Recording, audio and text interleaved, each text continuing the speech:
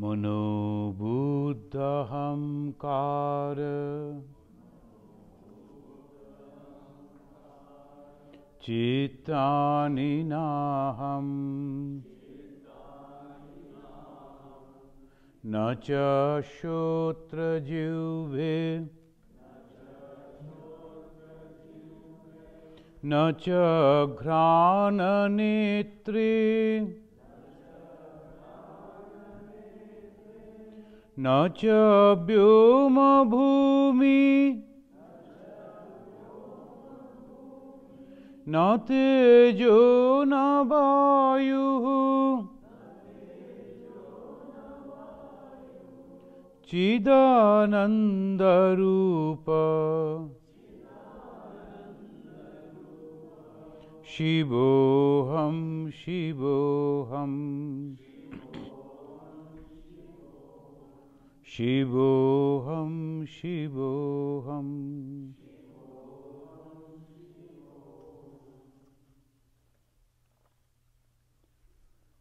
There's a good news that we have completed the second chapter. But the bad news, third chapter we are beginning.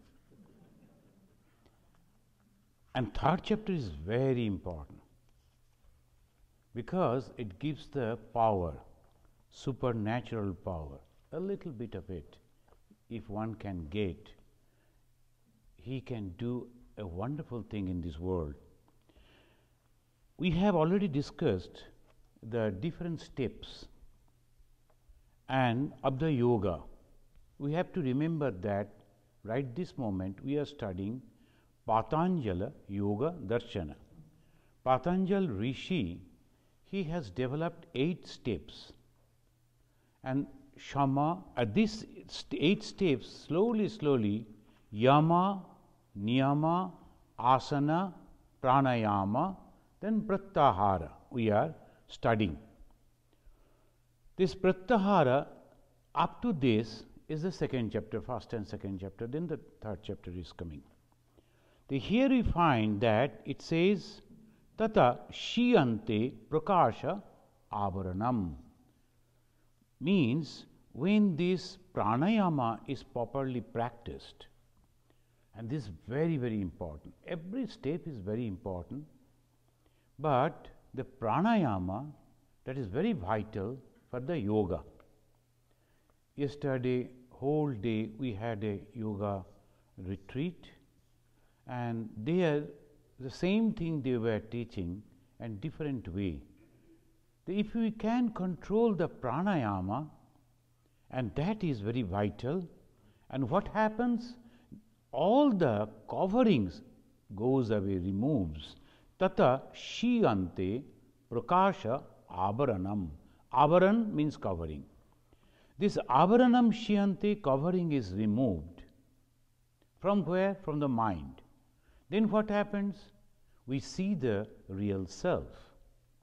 How? Just by controlling the breath, just by mastering the control of the breathing practices. So that is so important.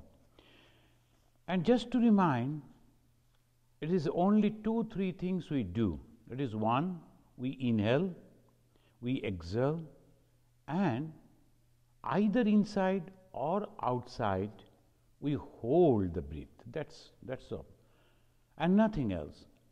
And then the fourth one that they are telling, sometimes unconsciously, unknowingly, we do this pranayama. How?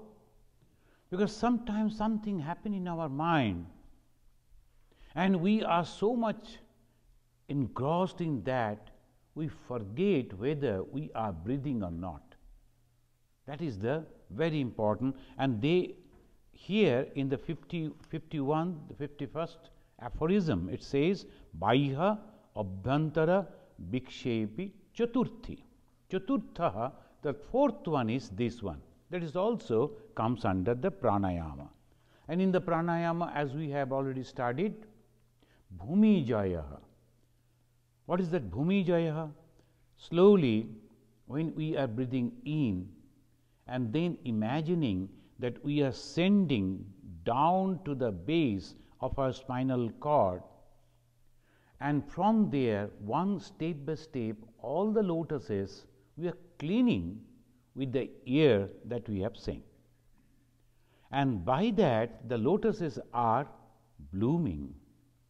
So that is Bhumi Jaya. Slowly, when you are practicing that Bhumi Jaya, 1, 2, 3, like that, up to the 6th. In between the eyebrow, the 6th is come, and then that they say Shada Veda, Shada Chakra Veda. In Tantra, they say Shada means 6, Chakra Veda. We are just penetrating, breaking this 6. Then what happens? 7th. And in 7th, when we reach the 7th, then Samadhi.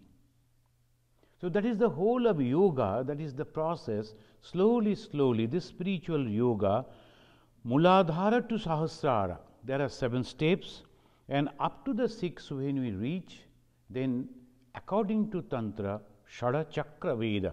These are the terminologies usually used, and we hear, sometimes we get confused, but these are all simple meaning. And after that, it removes all the coverings. Dharana Shucha Yaggata Manasaha. Then in the 53rd aphorism it says, then you are capable to dharana. Then the next step is dharana. You are capable. When you are capable? When you can control your breathing. That is the. But before that again, yama, niyama, asana, then comes the pranayama. The pratyahara, then dharana, then samadhi. And then pratyahara, after this comes the pratyahara. Up to this we studied. This pratyahara means sa vishaya asamprayogi chittasya sarupa anukara iba indriyanam pratyahara. All those who are Indian languages, any Indian languages, they can understand this very simple Sanskrit, because almost all the languages are having this type of words. Sa Vishaya. Sa means that particular, Vishaya means the object. Asamprayogi, not being connected with that, any particular object, but we are not connected in that object with that object. Then what happens? The mind is going, and mind, how it goes? Mind goes with the help of the sense organs. And we know the sense organs, 5 sense organs. It's going out, and then not being connected with that particular object, coming back without any information. When the mind is coming back without any information, what happens? There is no ripples on the mind. So that is called pratyahara. It's very simple way. When our eyes are going and meeting an object, but coming back without any information, or the ear is listening some word, but not giving the information to the mind, and similarly all other indriyas, not giving any information to the mind, and obviously there is no ripple in the mind. So there it says, Swasarupa Anukara Eva Indriyanam Pratyahara. Self-regulated, some people are indifferent to external objects. So that way it is also self-regulated.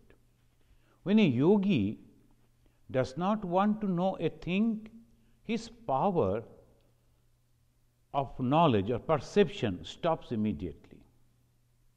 Knowledge means not only the eye, but all knowledges. When you hear some words, we learn something. Right this moment, you are only hearing some of the words. I am uttering, I am reading, reciting from this. The moment you are hearing those words and getting some idea that is thrown on the mind, some ripples are created. this very moment may be that we are not very much aware whether these words are going to help us or not. But it is in the subconscious mind, it will retain in the subconscious mind, and when the problem will come, difficulty will come, these words will help you. This type of training, this type of knowledges that helps. So, when the yogi, he is not interested to learn, he closes. That is the very system of pratyahara.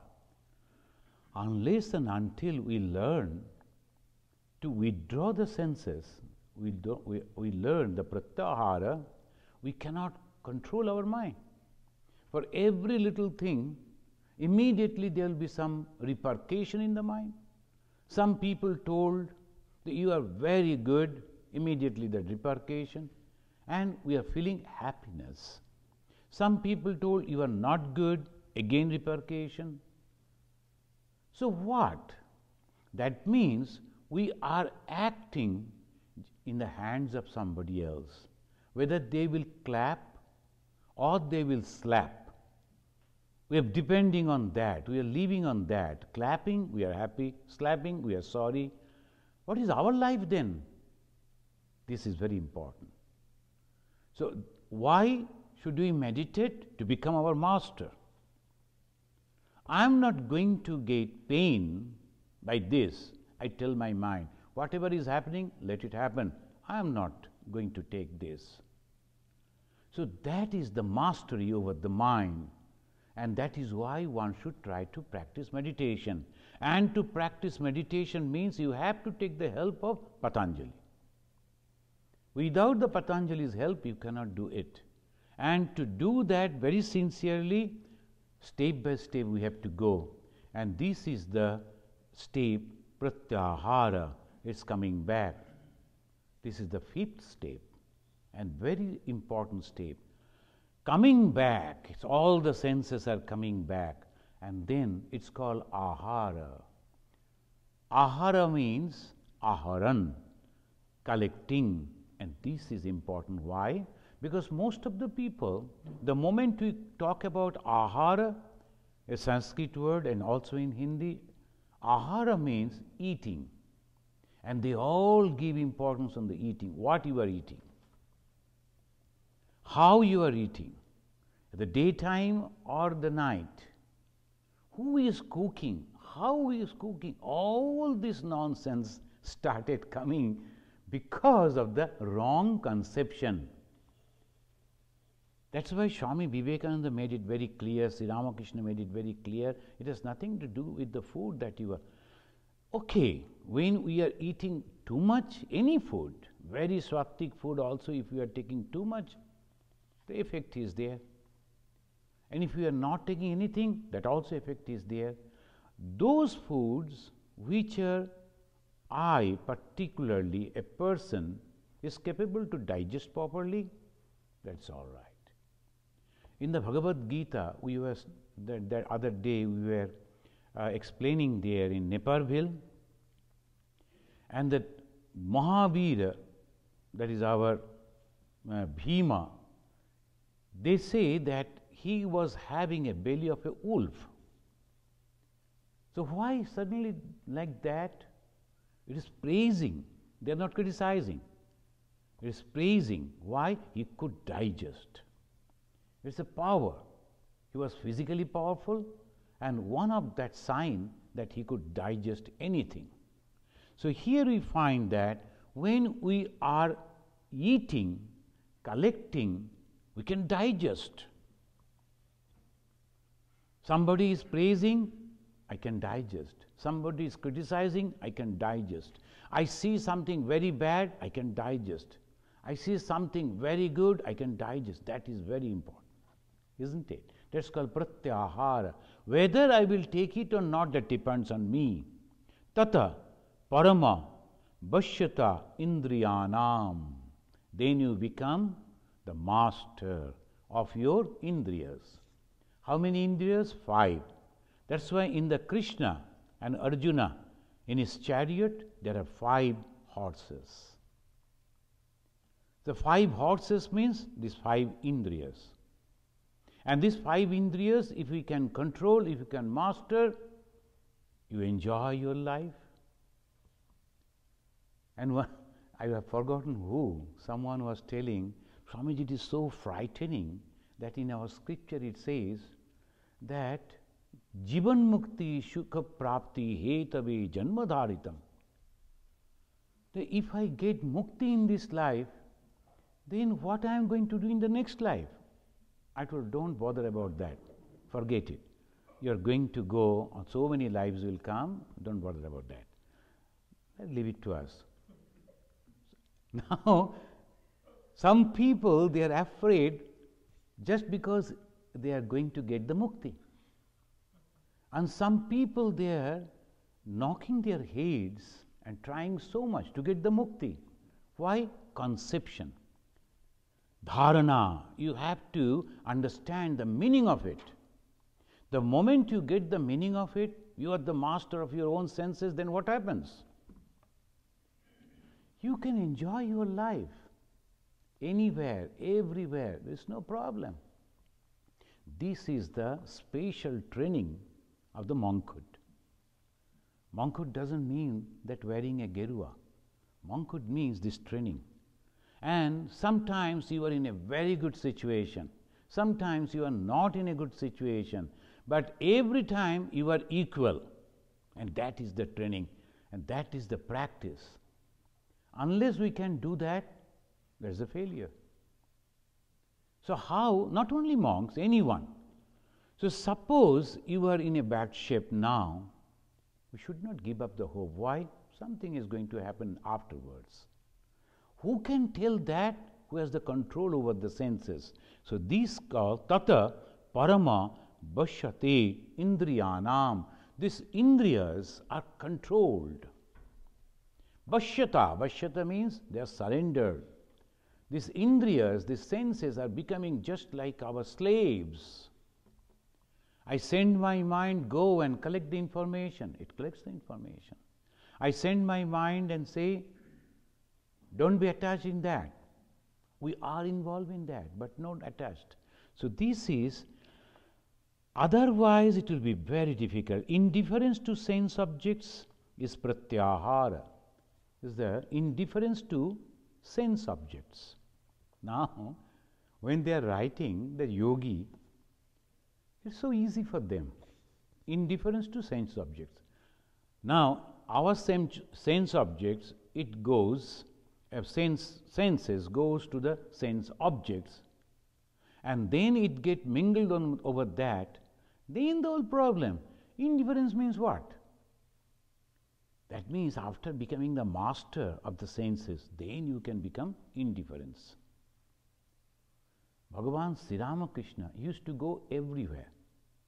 Everywhere.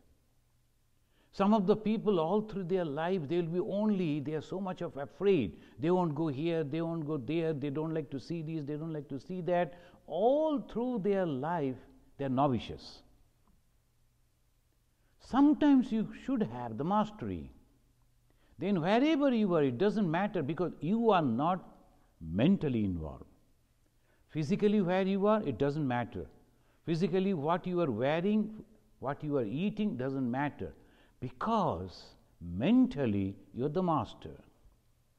Bhagavan Sri Ramakrishna, he began in a very restricted way, just like an orthodox Brahmin of those days.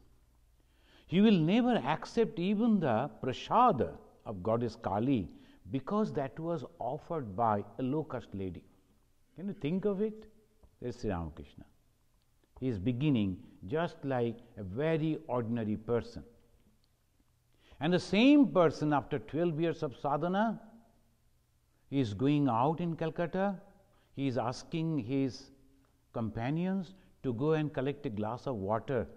They said, but this particular shop belongs to a Christian and the people working over there are Muslim, and the container that they are using are the glasses. In those days, the Brahmins never touched the glass. So, how you will drink? Go and clean the glass properly, bring a glass of water, I am thirsty. See, look at it. Then he is mentioning a very orthodox Brahmin.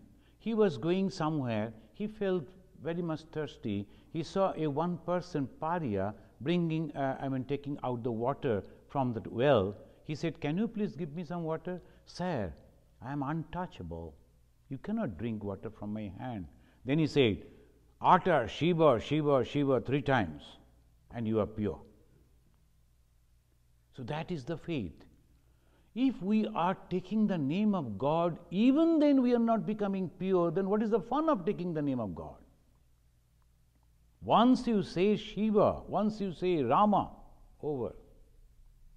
The one Brahmin boy, his father was a guru, and that family guru system was there. His father was a guru. So one disciple came and told, "We are going for a long journey. Please tell us something which will protect us, which will remember." As because the father was absent, the son, he told, "Okay, I will tell you. Repeat the name of Rama thrice, Rama, Rama, Rama, and go." When the father came, he proudly reported, "Father, one of your disciples came and I told him to repeat the Rama thrice and they will be protected." Father slapped him. Why?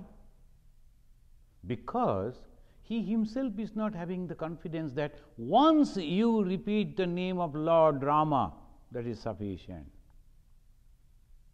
Once you repeat the name of Lord Rama, you are protected. Why we have to go on repeating so many times? Because we don't have the belief. So going on repeating the name of God. So that this type of stories only, anecdotes only give that confidence. And here it says, when mind is one-pointed, it is pratyahara.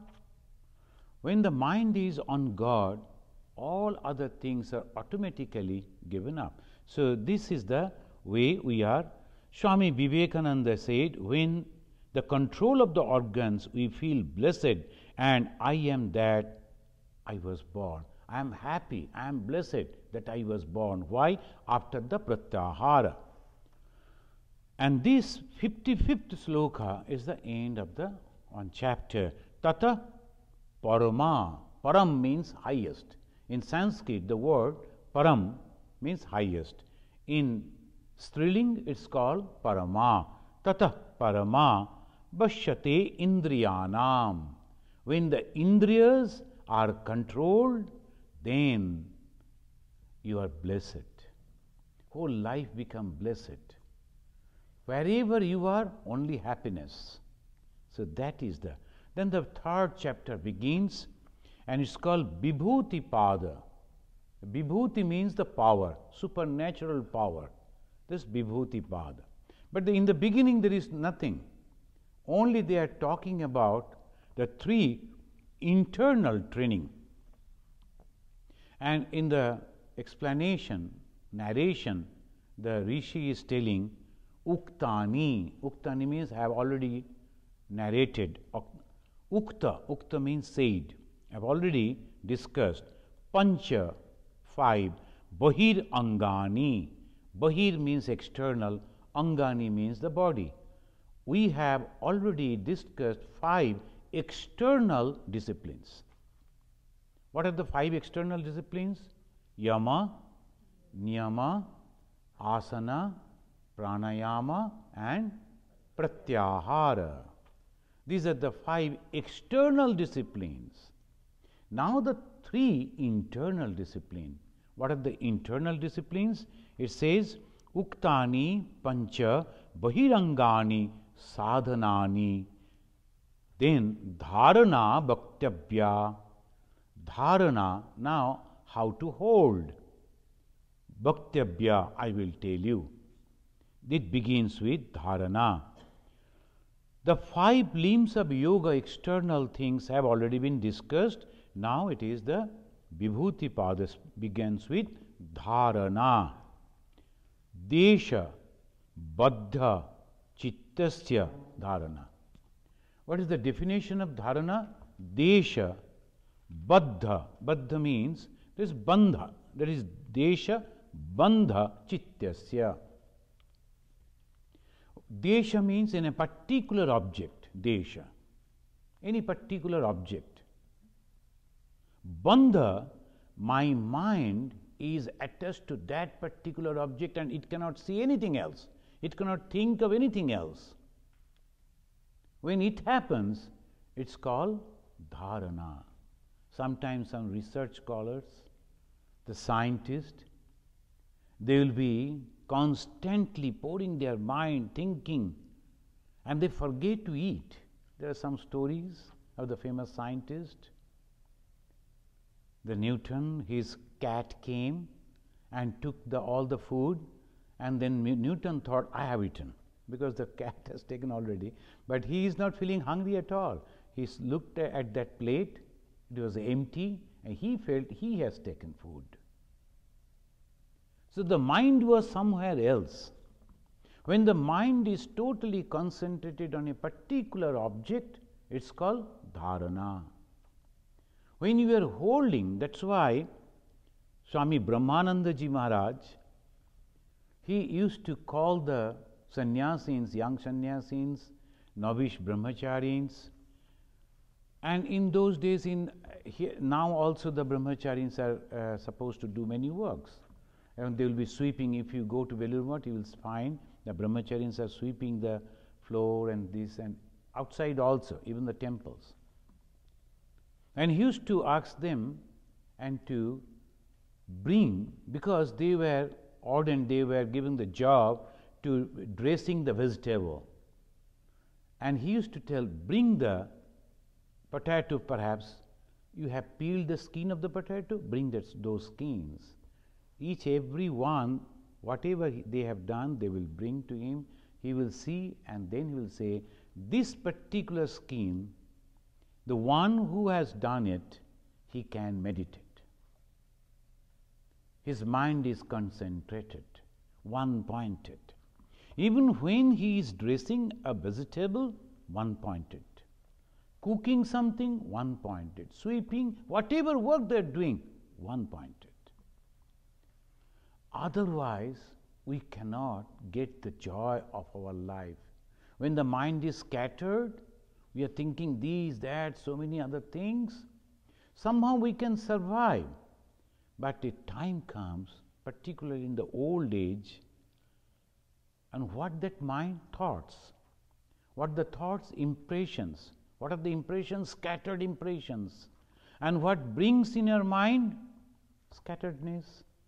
So naturally, we suffer when we are at the end of our life. Bhagavan Sri Ramakrishna is giving the example again and again. Why I say? Because very practical examples he has given. When you are burning a wood, maybe that is not properly dried. You are burning that wood in the fire. In the beginning, it is burning nicely. See the observation. But when, because the water containing in that particular wood is coming back, and when that portion, the last portion of the wood goes to the fire, it is not burning at all. And that is the reason all our samskaras, right from the beginning, we must be very, very careful to collect all the impressions, the samskaras. And then when we grow, we become very, very happy person. You'll find that some of the elderly people, when they are coming, all young people are so happy. They like to talk to him, they like to go and sit with him at the company. Why? That particular person is emanating, sending out happiness. But some people, when they come, all young people will go away. Oh, you have come, so nice, please be here. Then he is left. Where you are going? No, I have some work, and like this. So this, when you are sending out the happiness, you are attracting people. And that is why Krishna, as the Krishna means karshati, akarshati, attracting. To what? Happiness. Unless you are giving the happiness to joy, why people will be attracted? So it is attracting. Here, what it is actually attracting? Not your personality. Just you look good and all this. No. Just for some time, 1 or 2 days, few days. Then afterwards they will feel, no, it's not real. So that is the feeling. Mind is the main thing.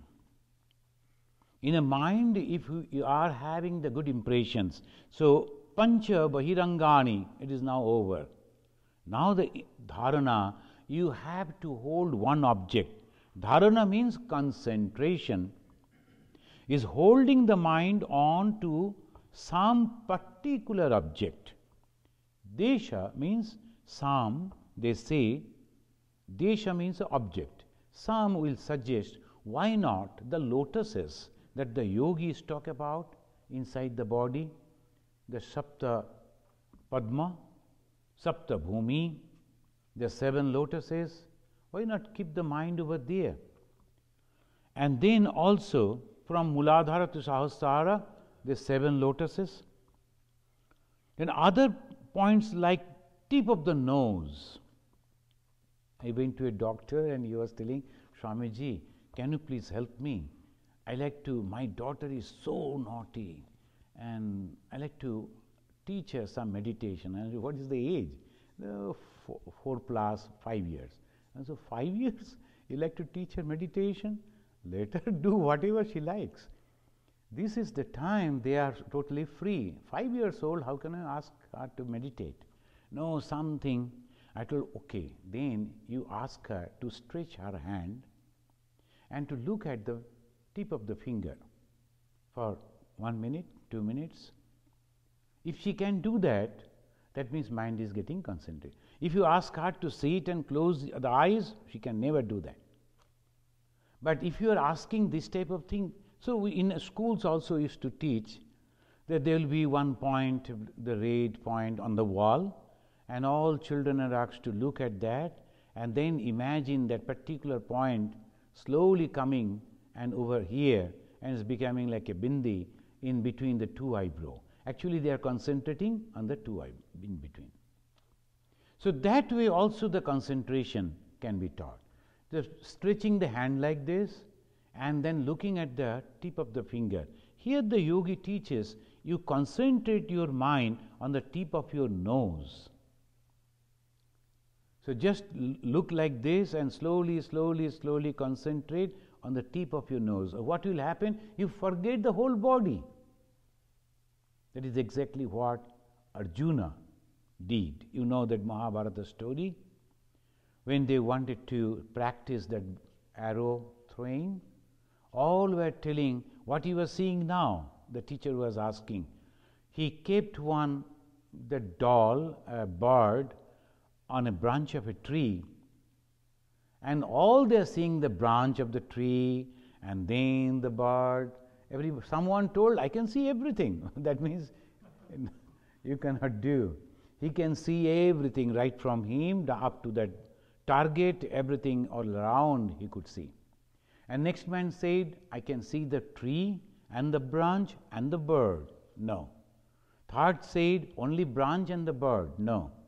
Fourth said, the bird. No. Arjuna said, I only see the eyeball of my target. There is a bird, and that eyeball of that bird you have to target. So that is called concentration. Why Arjuna became so famous archer? Because concentration. So it is only varying, because of the concentration, things are varying. The people are successful, people are not successful, because why? Because of the concentration, the level of concentration. So this is why in our society, right from the beginning, they used to send the children to the Gurukula. And Gurukula always inside the forest, where they cannot get anything except that particular school. Gurukula means a school. But the school should be inside the forest. The Arunachal, the one minister was there, he made a hospital inside the forest. And he made the college in the city, exactly opposite. And the college students, the moment they are getting any time, they are coming out, going to the market, Sometimes they are not having the money, so they are snatching, fighting with the shopkeepers. Every day there will be problem because of the college students. And in the hospital, no doctors like to go, because all famous doctors, they cannot go and simply meditate over there. Only 1 or 2 operations, and after that you meditate. Is it possible? For those doctors, they are very, very engaged. So if they are there in this town, they come, do the job and go away. I told him, so you have made it totally wrong. The position should be changed. So the concentration for the young people, this is very important. If you are not training them the concentration from the right, from the beginning, then problem comes. The mind is already having so much of impressions, and to eradicate that impressions, wipe out those impressions, very difficult. Desha bandha chittasya dharana. Vijnana Bhikshu, a very famous yogi, he says, Dwadasha pranayama kala samaya. Dharana, you are concentrating on a particular object. How long will you concentrate? Vijnana Bhikshu says, 12 times, suppose you are practicing pranayama, one pranayama may take 1 minute or 2 minutes or 5 minutes, whatever, and that into 12 is the one time of pratyahara, dharana. So dharana means when you are concentrating on one particular object, you have to think how much time I take at a time of my pranayama. So I told you the very simple pranayama. Suppose you are inhaling, then 1, 2, 3, 4, like this up to 8. Then you are holding kumbhaka, then count 32. Then when you are releasing, count 16. That is from the one nostril. The same thing from the other nostril. It becomes 1. Now, into 12, the timing. Suppose you keep a watch and practice that, like this, and then you are releasing. Again you are taking. Then one circle, how much time I take? Maybe 1 minute or 2 minutes. So that into 12, we must concentrate on particular object. That is called the first step. That is called the pranayama period is called dharana. 12 times of that dharana is the dhyana. And again the 12 times of that dhyana is samadhi. So the Vijnana Bhikshu, step by step he gives, and he says that it is possible. So we can start. When we are doing the pranayama, we can make it short. Pranayama, pratyahara, dharana, dhyana, samadhi. When we are practicing the pranayama, maybe you take only 4 times. When you are taking in, count 4. Then maybe hold it for 16 times, release by 8. How much time it takes? So one nostril, then second nostril, total 1 round, maybe. At 12 minutes, then it comes. If it is 1 minute for one and then it is 12 minutes, so try to concentrate on only particular object for 12 minutes. Just 12 minutes. Try. You'll see to 12 seconds so difficult to concentrate on a particular object, any object. That is, Vijnana Bhikshu says, that is the step. Ramakrishna tradition teaches to concentrate, to hold the mind on anahata, on the heart.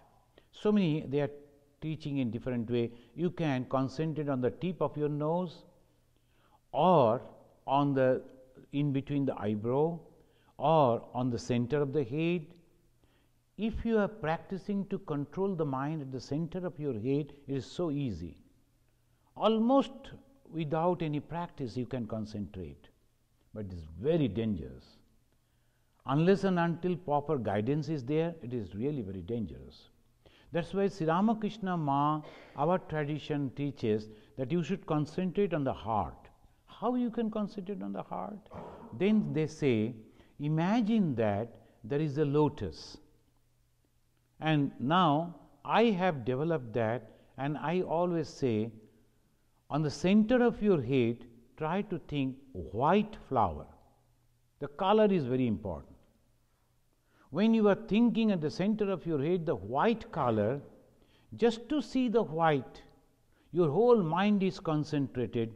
It is coming out from all objects. This is the white. There, only flower won't do. So you think of your guru is sitting on that. So human body, human figure. And when the guru is sitting, he is crossed leg, he is sitting in a squatting position, and then you can see both the feet, then the figure, and like that if you are imagining, whole mind is withdrawn. This is the very easiest way. The white over that person.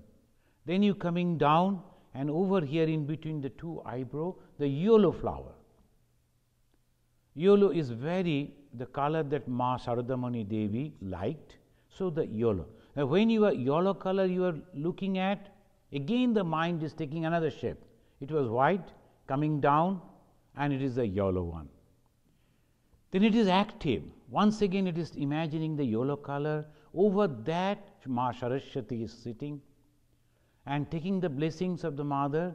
She's all white. We are going and taking the blessings and coming down to the throat. When you are coming down to throat, it is the Shiva.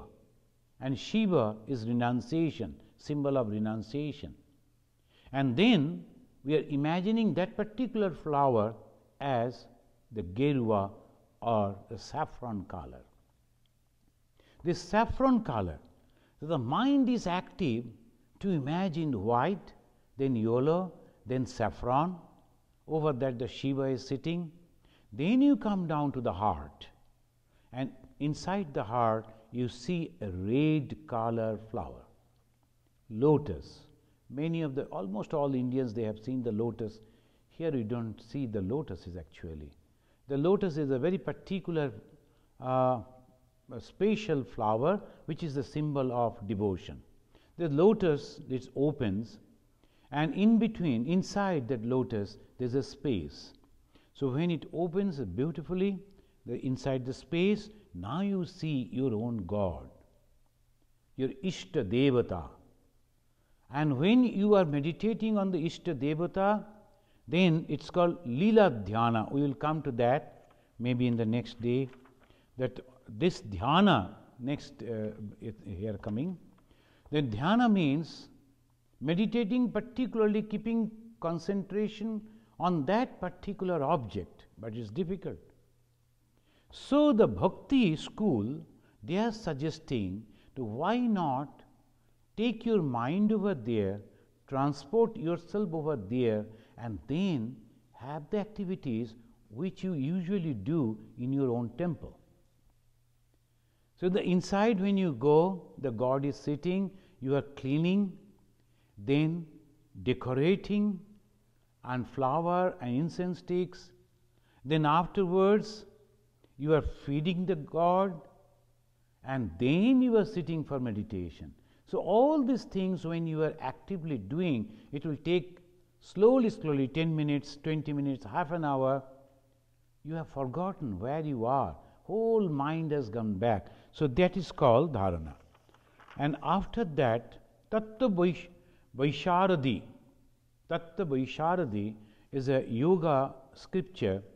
It suggests that you can concentrate on the palates. The palate, if you can concentrate, then your mind goes inside, and on the palate you are concentrating. That is also a kind of way you can do. Garuda Purana, they say Dasha Chakra, and Tantra say Shada Chakra. Dasha Chakra, Garuda Purana, Shada Chakra. And again the suggestions is there, Baiha Vishaya, external object, like the God or the Omkara or the cross or any type of symbol that you see, over that you can concentrate. And when that is perfected, what happens? Tatra pratyikanata dhyanam. It comes the dhyana. Tatra, there, pratyikanata. Pratyikanata means ekanata, the one pointedness. The meditation means unbroken flow of that thought towards the object of concentration. Unbroken flow. And sometimes we have to understand the first sloka, yoga chitta vritti nirodha. That means the mind is all the vrittis, all the thoughts. Now, what is yoga? Controlling those thoughts. How? By giving another thought. But thought can be controlled by another thought. I cannot catch the thought, so I have to send out another thought. Or what are these thoughts and this? When I am sending another thought with a particular object which I like, at that, over that particular object, when I am completely concentrating, it is called dhyana. This dhyana, which is the prolonged concentration, is like pouring the oil from one vessel to another vessel, where not even a bubble of air is present. It is not water. When we are pouring the water, bubbles of water, air is there. It always remains. But when you are pouring the oil, the bubbles of air cannot be there. So that type of concentration totally. So this is very important. Sometimes yoga in our Sunday morning, there's a lady, she is teaching that yoga. She play the music sometimes, or just a very sweet music. And when someone is concentrating on that music, and that mind also goes into that. Ma Sharadamani Devi, when she used to sit for meditation in Dakshineshwar, just other bank, near Calcutta side, there's a factory. So factory, the whistle will go sometimes, and it will go for long range, 5 minutes maybe, calling or giving some information. The one batch of workers will go out, next batch will come in. So it is going on. Other people, they used to get disturbed, but Mother got concentration on that. How?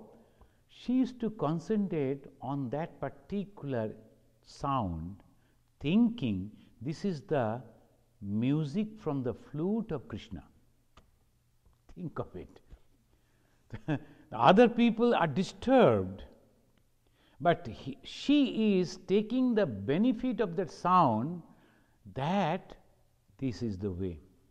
Long back, I spent 1 month in Almora Ashrama, Almora in Himalaya. So our ashrama in one slope, and then there's a deep ridge, and then other side, the hills are there. On the top of the hills, some carvings are there. So one day, one elderly Swami, senior Swami told, if you look at that carvings, are you not seeing that the Lord Shiva is lying down on his back? The nose, then the lips, then the chest, then the belly, and the matted hair. That means the Shiva is lying down. From next onwards, I used to look at that, but never imagined. Now this imagination came. And then I started imagining that Lord Shiva is lying down. And it developed my concentration. It's very simple. One object you have to put, and then over that you are putting your mind. Sometimes if you look at the clean sky, and all different type of shapes are taken by the clouds, if you concentrate on that, that's also. Bhagavan Sri Ramakrishna concentrated his mind on the beauty of the white cranes that were flying on the background of the black clouds. The green field black clouds that is touching the horizon, and the white crane, a line of white crane, and he saw and he went into samadhi, totally concentrating the beauty of it. So the beauty on that also, when we are concentrating, that also helps. So it says, suppose the Tumaka Chalata Ramachandra, there's a beautiful music is there, the Tumaka Chalata Ramachandra, the small little baby Ram, and the baby is particularly, they will be tying some musical things so that where the baby is going they can trace. And here they don't have that thing, but they put one type of shoe that makes sound. That I've noticed that wherever the baby goes, the some sound is there. So the parents, they will understand the baby is now in this side, etc. So Tumaka Chalata Ramachandra. The Ramachandra is having that particular beautiful, what is that called? Anklets, and that is making the sound, and he is running here and there. The mother is afraid that he may fall somewhere, get hurt, so she is also chasing. And it is a play for the little kid, so he is also trying to hide, run away as maximum as possible. Tumaka Chalata Ramachandra. Then Dhaye Matu Godalena. Dhaye Matu, the mother, is running after the child to take him on her lap. Just go on imagining. If you can imagine sitting in a quiet place, the Sri Ramachandra is playing, and they said that Lord Shiva came down. It's in all the stories. Lord Shiva came, and he was observing from the door this game of the Rama, who is Vishnu, Bhagavan, and also the mother. This Rama is playing with his mother. Lord Shiva came in the form of a sannyasi, standing at the gate, looking at that side.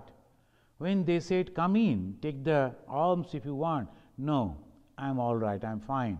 I want to see this. Why? So that I can get the object of my meditation. The Lord Shiva, he is thinking that by seeing that playing, he will go back and meditate on that particular game that the Vishnu Bhagavan, in the form of Sri Ramachandra, he is playing. So these are the stories teaches us how to meditate in a simple way. In a yogic way, it's difficult for us. And for the jnanis, all the time discriminating, difficult for us. But for the bhaktas, it's so easy. That's why Bhagavan Sri Ramakrishna, he is all the time suggesting that at this age, in this age, Kali Yuga, is better to have the bhakti. Why bhakti? And what type of bhakti? Naradiya bhakti. That means whatever you are doing, offering at the feet of God. When we are cooking, when we are driving, suppose you are driving and thinking the Lord is sitting at the back seat and I am driving, I must be very careful. So then two things will happen. You are not making any accident, and secondly, concentration on the God, constantly remembering God. And when you are looking at the sky, maybe you are somewhere stuck because of lot of the traffic. Look at the sky and imagine that Lord Shiva is sitting over there. Imagination only. And you are looking at that constantly, the Lord Shiva is sitting over there, or the Ganesha is playing, this is happening, that is happening. Imagination. Your mind is withdrawn from these worldly objects, and it is saying to a particular object which will never bound you. So here we find this according to Yajnavalkya. Yajnavalkya, a very famous rishi of the Upanishad. He is telling that dhyana is the cause of bandhana and moksha. Bandhana means the bondage, and moksha means liberation. The dhyana, meditation, is the cause of bandhana and moksha, both. How? If you are meditating on the worldly objects, you are bound. If you are meditating on the spiritual objects, you are free. So that's why Bhagavan Sri Ramakrishna said, turn your mind, more firiye thou. In his wonderful Bengali language he said, more firiye thou, turn your mind towards God. Your mind is very, very powerful, but it is going to the sense objects, and when it is going, it is getting pain constantly. If you turn it towards God, all that love, all other things also you are enjoying, but at the same time you are liberated. This is the beauty according to Yajnavalkya. Meditation is the cause of bandhana and moksha. If one meditates on the worldly things, temporary sensual objects, one is bound. Meditation on spiritual objects causes liberation, moksha. So that is why we should meditate. This is the title that I always repeat. Why should we meditate?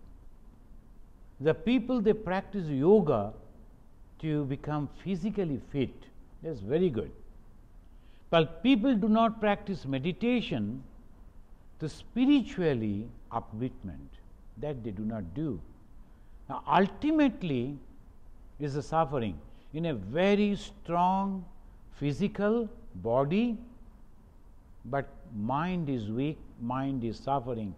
A healthy body cannot help us when the mind is suffering. So that is why we must have to be very, very careful. Today up to this, and the next class we will study samadhi, and then we will go some more.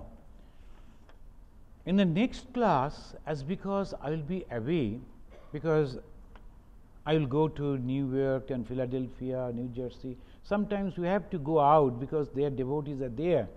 There is no way. And also you get little freedom. So constantly same type of.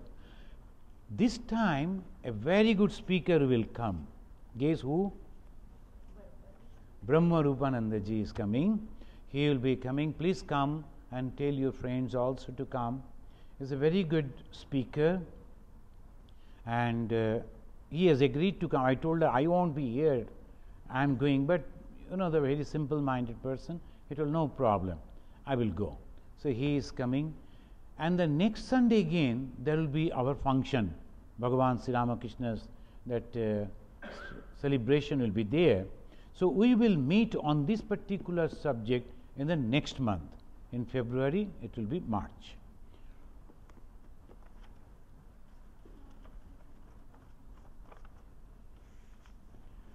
Aham nirvikalpo nirakara rupo vibhutvacha sarvatra sarvendriyanam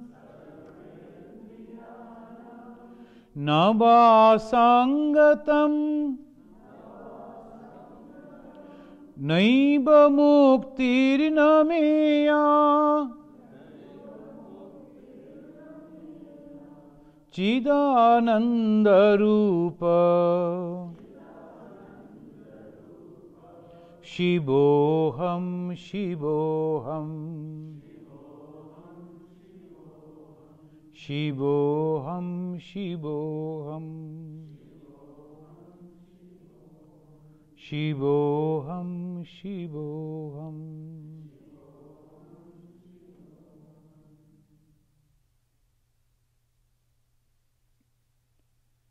Om Shanti Shanti Shanti. Harihi Om Tat Sat. Sri Ramakrishna Arpanamastu.